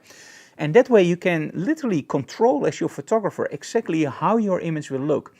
If you want the Zorro mask, you place it really close to your model and your light very far away, you get that really nice light like this. If you don't want the Zorro mask, but you want it like, I don't want this to be lit, but I want this to be lit, you just close it down a little bit closer to the light source. If you want distinct lines, you place it closer to the model. So that's actually what I'm using here, a little bit. This is a Fresnel straight on our model, and this is the look that we all know, right? The old glamour photography. Make it black and white, add a lot of noise, and you have instant art. But this is also Fresnel, but now with a little bit of side lighting. And for side lighting, I often use my Frank Doorhoff flash bender. And the cool thing about the flash bender is it's in the strip light mode, it's only this high. And it means that you can literally just aim it any way you want and create that shimmer of light. Now, of course, we're also using big strip lights, but with the big strip light, you always have the problem that you light your whole model or you light the whole set. And sometimes that's great, but sometimes you just want that little bit of accent light. And of course, you can choose a little light source, like for example, a snoot, but then you get that really harsh shadow quality, or the hairs will stand up like it's almost like artificial hair. You don't want that. So by using the Frank Dora flash bender with the strip light attachment and grid, I have that really nice small strip light. I can aim my light very nicely and get something like this. So a lot of light on the hair and her jawline, and a little bit on her arms. Okay, so let me tell you the second story about that stuff that you can find online. And I think this was one of the questions that came in, like, how do I know if something that somebody tells online is right or isn't, if I don't know anything about the theory? The first thing you can do is use Google. Very simple, use Google. Don't, if you have a little lump somewhere, don't Google it, because then you're gonna die probably, or if you feel nauseous, don't Google it. Dr. Google is very, very bad. But photography Google is actually pretty interesting. But again, read it, and if you are in doubt, Google again. With the inverse square law, when you listen to it, you already hear that it's not half square law, right? But there was something else, and this was the second question that I got. Right after I released the video about color spaces, somebody emailed me and said, Frank, there's a video, and people actually tell you that if you shoot raw, you still have to set up your white balance in the camera. Is that true, yes or no? I actually did a video on it, but I still wanted to answer the question here, because we have so many videos online, sometimes people don't know where to find it. No, you don't. If you look at how a camera works, it's actually pretty simple. You have the sensor, and that's the raw data. Now, when you look at it in layers, and I don't know if it's exactly right what I'm going to tell you now, but it's how it was explained to me and how it makes sense. You have the raw data. Now, the raw data is processed, but not a lot. Sometimes it's a little bit compressed, and then it's output in something we called camera raw. This is your raw file that's on your card. Now, after the conversion to raw, there's actually a second conversion, and this is where you go color balance, your contrast, your brightness, and you choose your color space, sRGB, Adobe RGB. In cameras, there's no ProPhoto RGB for the very simple reason JPEG is an 8 bits source, and that's too small for ProPhoto RGB. ProPhoto RGB is a huge color space. Adobe RGB in 8 bits can work, but in all honesty, I prefer Adobe RGB, of course, over sRGB. And with JPEG, you can do it, but then you know you're very limited in Photoshop. As soon as you start pulling your curves, the image will probably fall apart. That's why we as photographers shoot RAW files. The reason we shoot RAW files is very simple. It's the raw data from the sensor. And imagine this, the raw data from the sensor has no color space, has no color balance, for the very simple reason that's in the layer above. So in the video, and I will try to link it in the comments below. In the video, I actually do a very simple trick, and I highly recommend you guys, if you're ever in doubt, and Google doesn't give you the answer, it's very, very simple to find out. And you see this video, by the way, by a lot of photographers claiming the same thing. I debunked it in one video for the very simple reason. What I did was super simple. Set the camera on a tripod.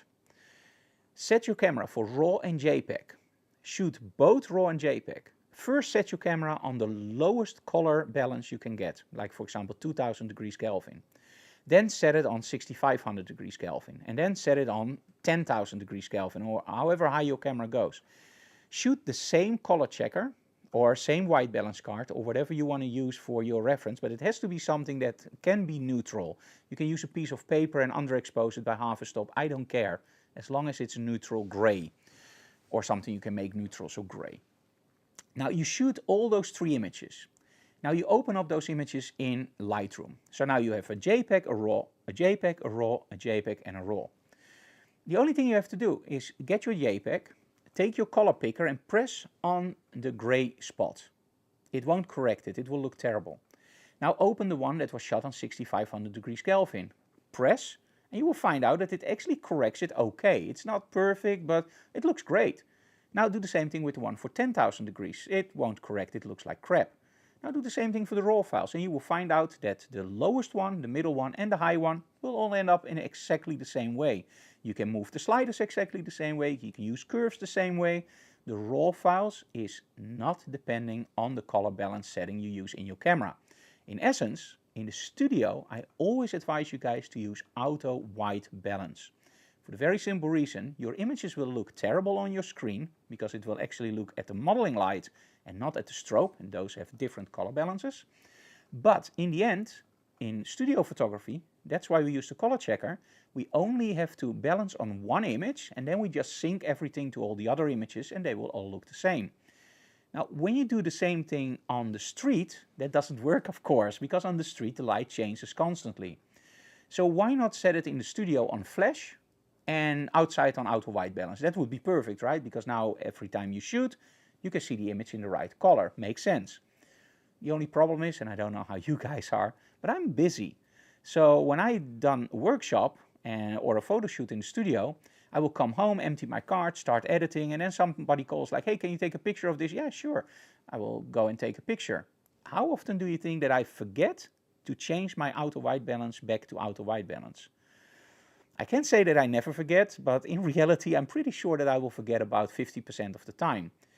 In the studio again, if I mess up and all images look different, I only have to balance on one image because you're using the same color balance over and over again because you're using strobes. Same color balance every shot, or similar. Now outside the color changes constantly, so when I put my color balance on a fixed setting, I can still correct it when I'm shooting raw, no problem at all. But I have to correct every single image. Or you could opt for a Lightroom or Capture One, select all your images and go auto white balance and copy this to all the settings and just pray that it does the right thing. Now, the other thing is, of course, when you shoot tethered, and this is why I love shooting tethered, in most software there's an option where you can say, take the settings from this image to the next image. And now you know where I'm going, right? This is why when we shoot tethered, all the images look right as soon as they come into the computer. Because I've set up my computer for a fixed color balance. The fixed color balance is actually the color balance of my strobes, so 5200 degrees Kelvin or 5000 degrees Kelvin, depending on which strobe I use. Every time that an image comes in, it comes in like, for example, 2800 degrees Kelvin or 6500 degrees Kelvin when I use the LED lighting from the Gigotos or the tungsten lighting from the Hensels. And every image comes in wrong and then immediately gets corrected by the computer and it looks great. Now, how did I find this out? Very simple. Sometimes when you want to shoot black and white, you can set up Lightroom or Capture One to show all your images in black and white. And I thought, if you can do that, you can also do it only for the color balance. So that's why in the studio, I always advise to leave your camera on auto white balance. And then as soon as you go outside, you know pretty sure that you don't have to mess up your white balance. But, and that's the moral of the story, you can try out everything yourself very easily by just testing it. So if you're in doubt and you hear something online in a video, just make a setup in your studio, take some pictures and test it out yourself, because that will save you a lot of headaches, because sometimes those advices can really cost you a job because you think you have to do something, you come home and it's the other way around and you have to throw away your images. Okay, let's do one more, because we had one more question, so let's go back here. Or if you have any questions, leave them in the comments, please, because then I can answer them. Let me see where, there we go. It was about motion. Now, a lot of people know that I love to shoot with motion and I love to capture motion. And this question I want to do a little bit in two ways. Now, when you look at some of my images, I'm not going to show you this now, but if you go on my website, you can see the images. We also love to combine ambient light or continuous lighting with strobes. Now, to combine those two, you have to know something that also helps you with freezing motion. When you shoot with two light sources, in our case strobes and continuous lighting, there's this little trick that I always tell people. Don't change the ISO and don't change the aperture, but the only thing you are allowed to change is the shutter speed. Now, the strobes is a pulse, so that means that as soon as you press the shutter, there's nothing, nothing, nothing, boom, nothing, nothing, nothing, nothing. And that boom we call the cutoff and the raise of the strobe. Now, the better the strobes, the faster that cutoff and raise will be. So in other words, if you have a really expensive strobe or a really good designed strobe, you will get a certain flash duration. Often they call T01 or T05, depending on how great a manufacturer wants you to judge their strobes. depending on one setting is a little bit more spectacular than the other one. So always check if it's T01 or T05. If you want more about that, just Google it. It's very interesting material to read. So let's just keep it simple. Now you have your flash duration. In a cheap strobe, you will often see flash durations between 1/400th of a second and 1/800th of a second. You could say if you draw it out, it's like nothing, the strobe goes up. It doesn't go very high, it goes like this, and then it drops down again. So a little bit like a tabletop. Now if you go, for example, for a Hansel strobe, you will see something completely different. You will see something like woof, and then it goes down. So instead of going this way and then flat, it will go way higher and then drop down. And often you will see that that flash duration is a lot faster, for example 1/6000th of a second or 1/10,000th of a second. And that's the trick. When you use continuous lighting and you leave the shutter open for a longer time, because it's continuous lighting, the lighting will actually raise up. Yes? So if you leave it up for a second, you will probably overexpose your image. When you leave it up for half a second, it's okay. If you leave it up for a quarter of a second, it's a little bit too dark. With strobes, you don't have that.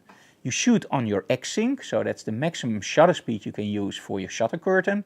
Often that's 1/160th of a second or 1/125th of a second, depending a little bit on how much risk you want to take. Otherwise, you have that black bar on the bottom or top. You've seen that before, I guess. So the strobe is always constant as long as you stay below that X-sync. The ambient light, that's the shutter speed. Now because we don't have to go faster in the studio, we only can go lower. So this is why we combine continuous lighting with strobes. We always start with the strobes on the lowest possible setting, using a strip light with a grid that really eats the light, placing the strobes a little bit further away, maybe feather the light. And preferable, I end up with ISO 800 2.8. That's awesome. Because on 2.8 ISO 800, I can even get those little lights from those Christmas lights in.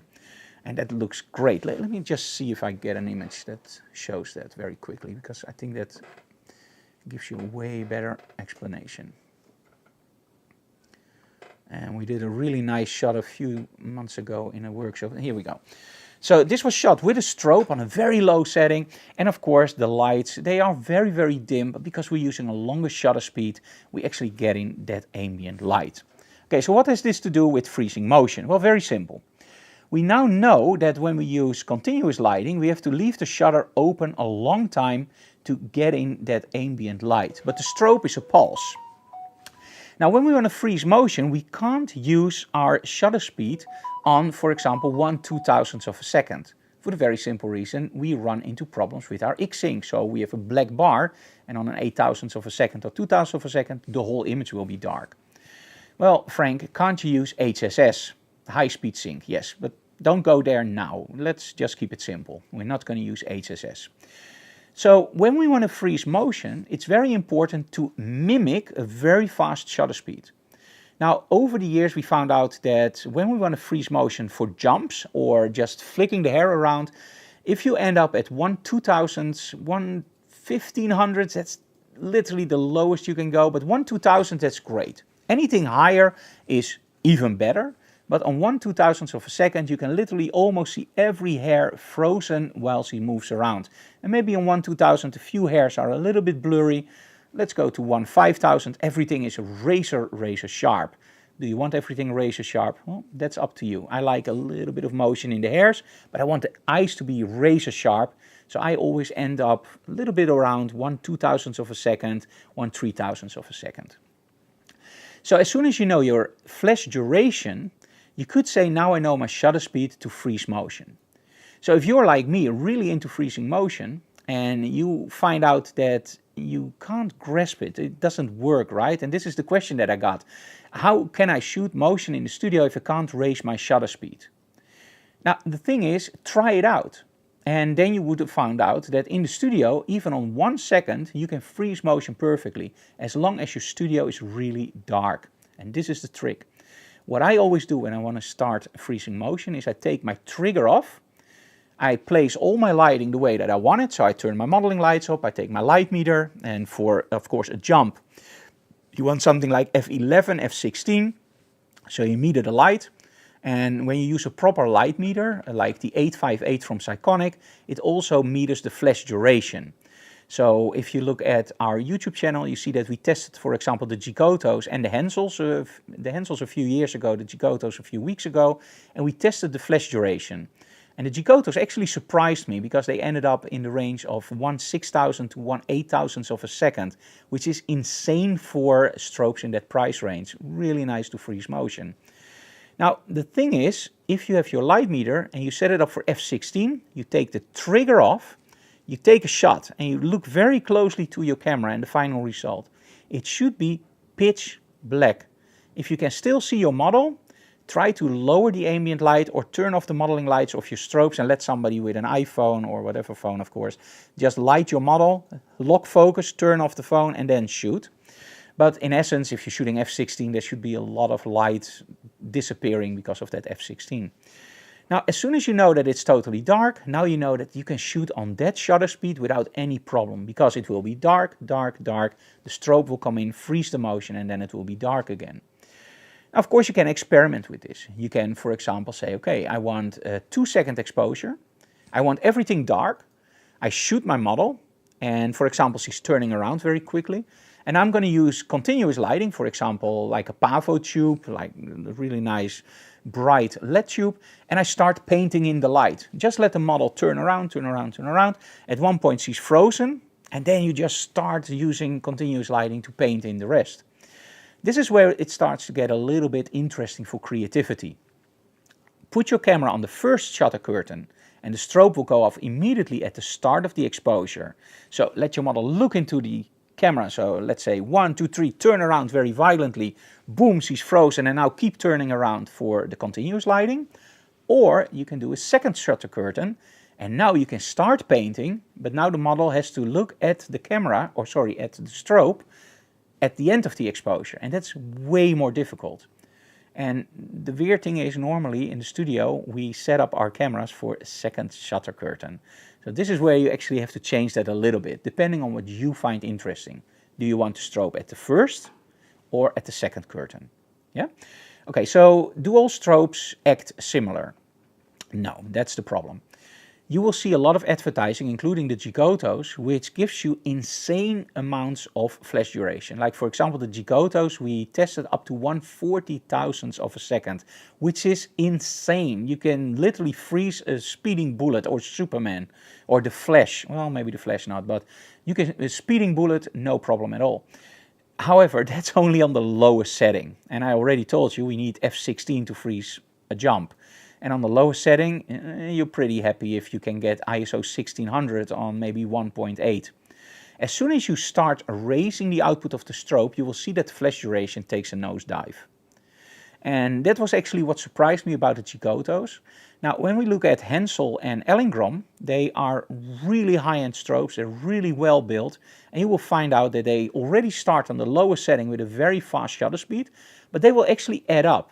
And I found out that with the Hensels, for example, that at around 70%, 60% of the output, you will have the fastest flash duration. So it will go a little bit like this. Very, very fast, and then it will drop down to full power again. With the Gigotos and a lot of the cheaper strobes based on speedlights or monolights or the round strobes, you will see something else. You will actually see this, where it just goes down. So on the lowest setting, you have like 40,000, and then on the highest setting, you have like 1/800th of a second. The Gigotos were very stable. They were actually very fast, and then they took a nosedive down, but they didn't go down like totally down. They just flattened off at one point. And we found out that the Gigotos we can use on half power and still have enough freezing power for motion. And that's very important because the speedlights we used before, the Nissins, we actually could only use on a quarter output. And the speedlights are a lot less powerful than, for example, the Gigotos or Hensels. So we couldn't really freeze motion very easily. We had to raise the ISO to 400 or 800 to shoot on f8 or f11 and not the f16 that I want. So when you buy strobes, and that was actually the question, I want to buy strobes for freezing motion. And the other question was about the shutter speed. So the shutter speed I hopefully now explained. When you buy strobes, make sure that you check that flash duration. And if you see it, ask them if this is on full power or on the lowest setting. And you want something that's in the middle, somewhere about 50, 60, 70%. That should be the fastest flash duration. And then you have a strobe that's awesome for freezing motion. Okay, I think those were all the questions you guys asked. And as you can see here, this was shot with the Gigoto. And this too. And they're great for freezing motion. There's no problem at all. Every hair is nice and frozen. Let's see if you have something where it really goes fast. Like for example here, it just looks really nice. And the handles of course are a little bit faster, but as you can see here, it works pretty well. And this is all again with the handles. So not a huge difference. The handles are a little bit sharper when you really zoom in on the hairs. But hey, the handles are about 4 or 5 times more expensive. So you literally get what you pay for, I think. Okay, I'm going to ask Anna if there are any questions. So I can actually see that here. And I don't see any questions here. So that's about it. Okay, so again, if you join our Patreon, you support our work. You support, of course, also your own inspiration and your learning experience. Go to our web shop for all the products that we sell. But most of all, if you like what we do, subscribe to our channel, leave comments below, smash that like button. And if you hit the bell, you actually get a notification when we go live. Anyway, do we have any more things to say? No? Now, if you watch this back and you go like, hey, I would really like to ask you something else, please leave them in the comments below and I will try to answer them straight in the comments, or we can do another Ask Me Anything episodes. And another thing is, we're using a different backdrop now. This is our home setup where we normally do all our music recording. Did you like this setup? Yes or no? Because it's a little bit more difficult to set up than the normal setup we use here. But I think this backdrop looks a lot nicer than just looking at the back of our, well, our bed cave. Oh, anyway, you do have a question. Yes, we're going to take a little break now, and the next digital classroom will be on September 6th. Probably. September 6th will be the next digital classroom. We're going to take a little break over here because over here we have something called Bouwvak. This is where everybody takes a holiday, except of course Anna and I. But it doesn't really make sense to do live broadcasts during that period because a lot of people are on holiday. Now, if you are on a holiday, I wish you a very good holiday. I hope you don't sweat a lot because it's very hot everywhere. And stay safe, stay creative, and if you have any questions, leave them in the comments below. And on social media of yours, you can also find us. So I hope to see you again next time in the next digital classroom. See you again next time. Bye, guys.